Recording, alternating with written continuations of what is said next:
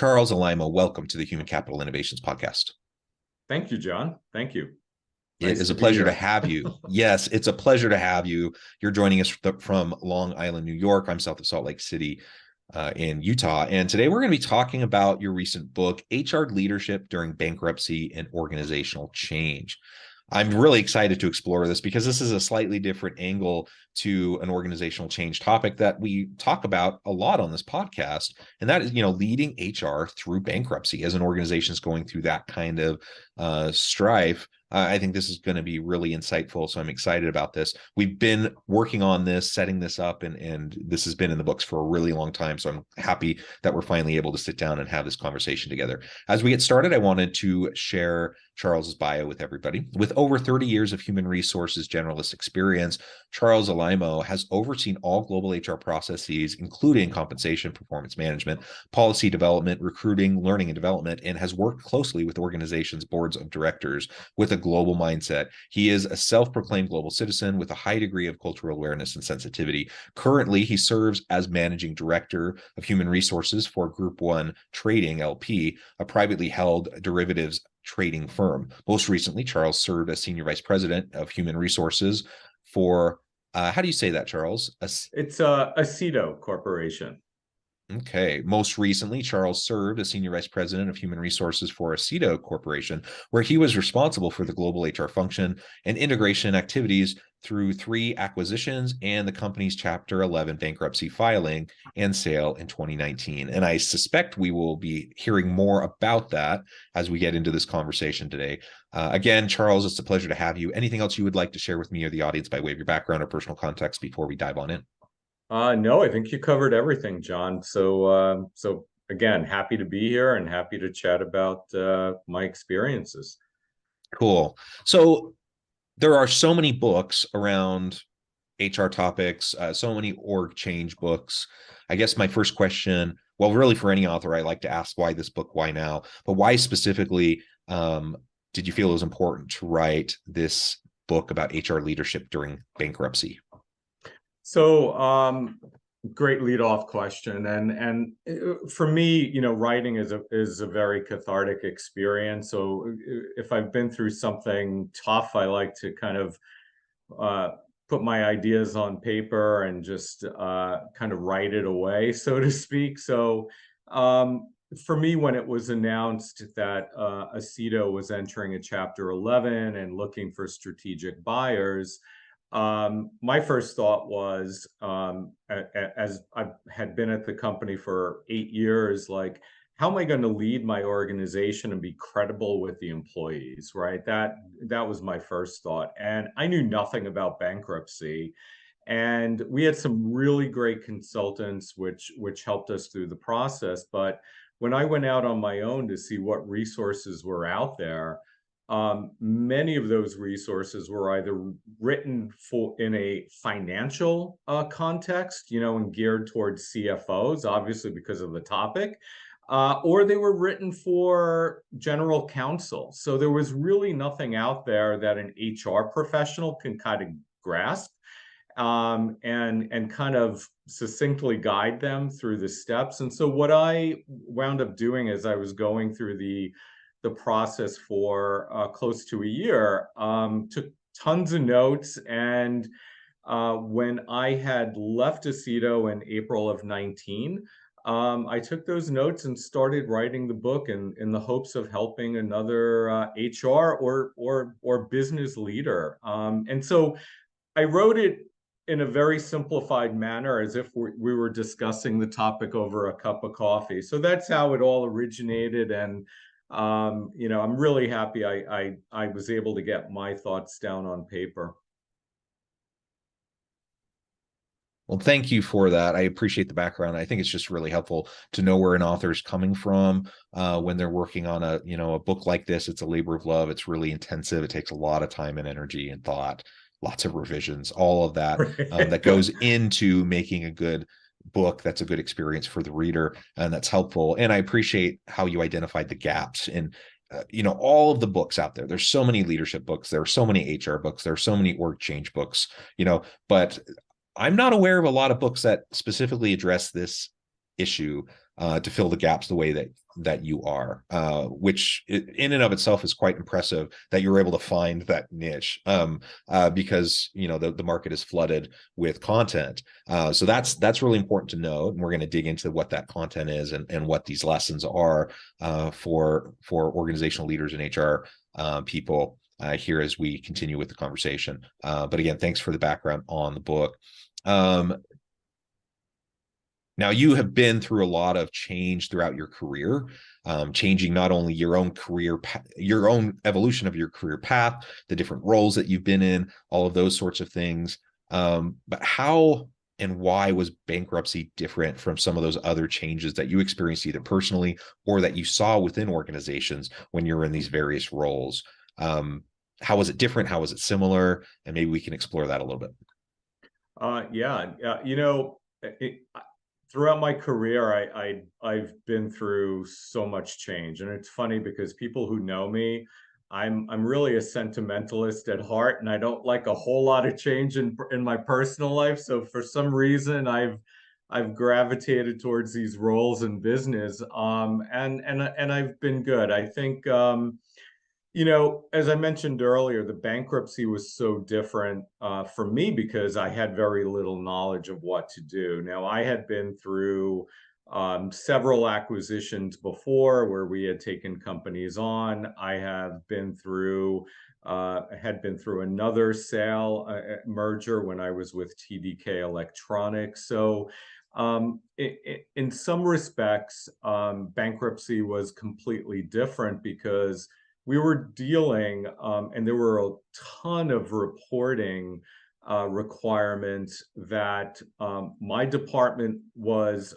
amongst others, my department was asked to pull for the courts, for the uninsured creditors. So we had all of these requests coming at us at the same time, and where the similarity really hits through any organizational change. It's worrying about the employees, right? And everyone, including myself, was kind of like, what does this mean for us, right? I mean, in any change, an HR leader, the CEO of the company, no matter what you say, employees boil it down to one statement: what does this change mean for me? And so having been through so much change in my career, I felt I was in a good place to really, once I got my bearings about the bankruptcy process and what was happening, making sure that our employees felt that they were in the know as much as we could release, because again, being a public company, we had to be very careful about releasing non-public information. But a lot of the same premises, just making sure that there's open and frequent communication, that leadership is visible, that employees feel like their questions are being answered. So we did that with a lot of town halls and a lot of like one-on-one individual discussions. So hopefully that answers the question. Yeah, I think so. That's really helpful. And I know there are so many different change models that are used. I teach some of these in the university space when I'm teaching an org development and change class. We'll go through various models, we'll apply them, we'll do case studies, we'll do projects where the students have a chance to experience it. Right. But I know every firm tends to have their own model, that their own approach as they deal with change. Every consulting organization tends to have their own specific approach. Have there been any particular change models that you've honed in on over time that you found helpful to apply in these types of situations, or perhaps gaps that you see in the existing models that are out there? Yeah, I'm having studied in HR and with my undergrad and master's, we learn a lot of the theoretical, a lot of the model and how that applies. And the best advice and what I've kind of followed is really just know your organization and what's going to work, right? For me, I've gravitated towards the Kubler-Ross change curve, which almost like, and its origination is very much like the stages of grief, right? That employees, when they hear news about a change, they're going to go through denial, they're going to go through acceptance, they're going to, go through all of the stages of grief that an individual goes through when they lose someone close to them. And so I've kind of gravitated towards that, and I've used it very loosely. What I prefer is, and for people that have known me throughout my organizations, I'm very transparent. It's just really understanding your audience, and I think that that has served me well in the various companies that I've worked at, and specifically at Aceto. We were about close to 300 at the time of our Chapter 11, and between the U.S. and our foreign subsidiaries, I had grown pretty deep relationships with everyone. And so that helped me make sure that the message got across, but also what was the best modality. There's also that phrase that sometimes people need to hear bad news or news 7 times before it actually sinks in. So constantly reiterating the message, of what we wanted to deliver, and making sure that at the end of the day, our employees felt like they were being taken care of and heard. But yeah, for me, I love the models. It really gives you a framework, but I prefer to really work with understanding the organization and what's going to work within that specific company. Yeah, it sounds like we probably have a similar approach. I think models are great. They're, especially when you're new to the field and you're trying to learn how to make sense of complex data, Right, all the complex information and the contexts that are out there. But the reality is models are simplified versions of reality by necessity, right? And every context is different. Every organization is different. You can get 2 similarly sized companies with similar backstory, kind of histories and progression of development, same sector, same industry. And guess what? No 2 change initiatives at those companies are going to be the same. And so you got to be really careful when you become a little bit, I see it so often where people get really dogmatic around these models. And it's almost like their religion. It's like gospel to them that this is the model that you have to follow. And the reality is they're oversimplified versions of reality that provide some good insights and give us ways to make sense of a messy, complex world. But at the end of the day, there's no substitute for just knowing the organization, listening to the people, getting input, collecting data, just in understanding the unique context that you find yourself in every time you're going through these types of initiatives. And so models are great as long as we don't become overly reliant on them. And as you said, just know the organization, get to know the organization. That goes a really long way as you try to foster greater levels of transparency and open communication and buy-in amongst the various stakeholders to help improve the chances of a change initiative being successful and positive and healthy. Exactly. And one other thing that I'll add, John, is a lot of times there are roadblocks, right? You have employees that aren't on board, and they do everything in their power to disrupt or block, and in a certain way become a cancer within the organization of what we're trying to do. And it's really important to deal with those. Sometimes you're able to turn those situations around with a lot of coaching, but very often you have to deal with that, right? And whether it's unfortunately in some cases having to exit the individual out so the change can proceed, and that's happened several times, not at Aceto, but at other career junctures for me, and having to make those decisions. So, the whole is better off, rather than being brought down by one or two individuals that can really cause a lot of damage within the organization. So just wanted to add that. Yeah. Yeah, and it's a tricky thing because on the one hand, you need psychological safety so that people feel like they have a safe space to speak up and to speak out and to point out problems and challenges and those sorts of things. And sometimes someone simply sounding the alarm can become labeled very quickly within an organization as a problem person, as someone who's not a team player.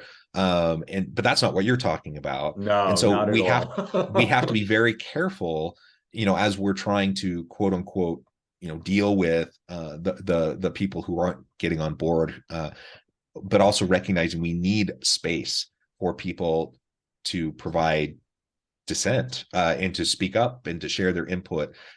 In fact, that's a part of the process of generating buy-in, is when you create that psychological safety, then more people are going to feel like they're part of the process. They're going to feel like they've been heard, and they're going to feel like the ultimate outcome is better for the institution as a whole.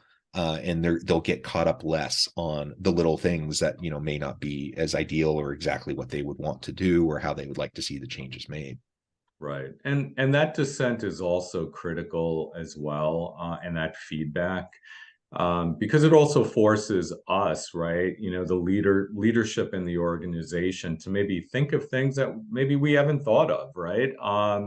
And as you're going through like major organizational shifts, sometimes you do miss some things, right? I mean, leaders are not perfect, and it's really critical that we do have those employees that feel comfortable bringing things up to us in a proactive manner and feel that they could do so in a safe space, because they also teach us and they make us better leaders. Just thinking about maybe aspects that we didn't consider, right? Yeah. And look, I think in any organization you always have influential individuals that are respected by their peers. They carry a lot of weight. Maybe sometimes they're often used as representatives for a larger group of employees, right? And it's really important to hear them out. But the example I was using is, very often you have one or two rogue individuals that will do everything to undermine, any positive feedback or direction, and that's where I think as a firm you have a responsibility to really, watch out and take care of those situations. Yeah, and this kind of leads into, I think, what will have to be our last question. I note the time, it's flying by, and I'll have to let you go here in a few minutes. But maybe the last question for today is, what does this look like then from a leadership perspective? If I'm trying to lead change in an organization, generally, yes, but specifically within this kind of disruptive situation of bankruptcy, and I'm trying to create a psychologically safe environment. I'm trying to have open communication, seek feedback, listen carefully, lead strategically, like all those sorts of things. What are some of the most important traits that you've seen in your experience that is going to help someone navigate that minefield as a leader in that environment? Because it's not going to be easy. And like you said, no one's going to be perfect. There's going to be missteps. Right. I guess the trick is to not, missteps are fine, but you also don't want to step on that mine and then blow it. So what are those most important traits that we need to be dealing with? Well, what's really interesting is, during the bankruptcy, and using my own experience, we were all so busy with so many different requests coming in at a time, and very often behind closed doors, a good amount of time, at a time where leadership really does need to be visible, right? So it was a balancing act, and one that we consciously took to make sure that we just weren't behind our closed doors all day, responding to these myriad of requests. And so, and in your book, I think, The Alchemy of Truly Remarkable Leadership, I know you talk a little bit about the competencies for leaders, the future of work. And I think no matter where the organization is, some of the key attributes or traits that I've seen, especially during the bankruptcy or in any change, and I don't list these in any particular order, but empathy is critical, right? I think, very often, leaders lose sight of that, and having the empathy, understanding what the change means for the employees and being able to connect is critical. Communication, and we talked about that a lot this morning, just about getting out there, and the communication can be informal, right? Hey, I'm in the kitchen and I'm talking to 5 people, to more of the town halls, right? That we did throughout the process. So it really is important in terms of the communication. 2 others, transparency, super critical. And I think what enabled me to be, to kind of guide my organization through this is that, being in the corporate office here in New York, I traveled very frequently to our foreign subsidiaries. And so I built that trust and credibility over time. And so when the change was coming, I was as transparent as I could be. And, more importantly, that trust and credibility really got me through, right? And our team really understood where we were. They believed me, and that was really important in getting us through. And then finally, decisiveness. I've worked with leaders that just could not make a decision, and sometimes that is a decision, right? That you just choose to deny it or choose to overlook it. So decisiveness is super critical, because you're making very often in those types of situations really quick decisions that are going to impact individuals. And so decisiveness, transparency, communication, empathy, all critical. Yeah, love it. Love it. Charles, this has just been a really great conversation. I know we've only scratched the surface, but you have a book so people can check it out and find out more. As we wrap things up, I just wanted to give you a chance to share with the audience how they can connect with you, find out more about your work, where they can find your book, and then give us the final word on the topic for today. Sure. So I'm reachable on LinkedIn. You can also reach me at my email address, which is simply my name, charlesjalaimo@gmail.com. And also my book can be found on Springer Publishing as well as Amazon. It's also part of the SHRM library, so you could definitely look at it from there. And look, I'm a firm believer that there is no bad experience. There are just learning experiences, and for me, the bankruptcy was another learning experience that I really I grew. I grew through. And to say that after 30 years in HR is great, right? Every day you're growing, and just keep growing, looking for those opportunities. So thank you, John. Wonderful. Thank you, Charles. It's been a real pleasure. I encourage the audience to reach out, get connected, find out more about what Charles can do for you. Check out the book.